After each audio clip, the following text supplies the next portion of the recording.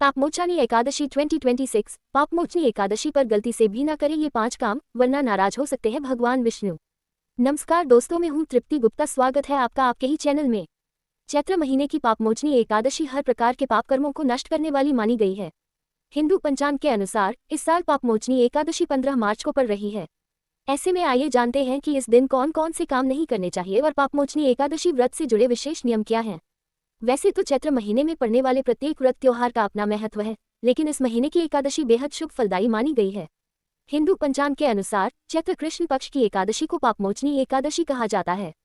पौराणिक मान्यता है कि इस विधि विधान से इस व्रत को रखने से हर प्रकार के पाप कर्म नष्ट हो जाते हैं और भगवान विष्णु की असीम कृपा प्राप्त होती है।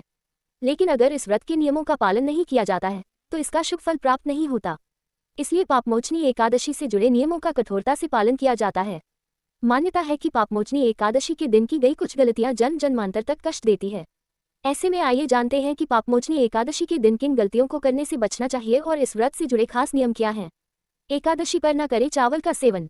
धार्मिक मान्यताओं के अनुसार एकादशी के दिन चावल खाना निषेध है। पौराणिक कथाओं में चावल का संबंध रेंगने वाले जीव से जोड़ा गया है। माना जाता है कि इस दिन चावल खाने से मन में चंचलता बढ़ती है और व्रत का सात्विक प्रभाव कम हो जाता है। क्रोध और वाद विवाद से बचें। एकादशी को हरिवासर है, यानी भगवान विष्णु का दिन। इस दिन किसी पर क्रोध करना, अपशब्द बोलना या किसी की बुराई करना संचित पुण्यों को नष्ट कर देता है। एकादशी का पूर्ण फल प्राप्त करने के लिए मन और वाणी दोनों को शुद्ध रखना जरूरी है। तामसिक भोजन और नशीली वस्तुओं का करे त्याग। पापमोचनी एकादशी के दिन लहसुन, प्याज, मांस और मदिरा जैसे तामसिक पदार्थों का सेवन वर्जित है।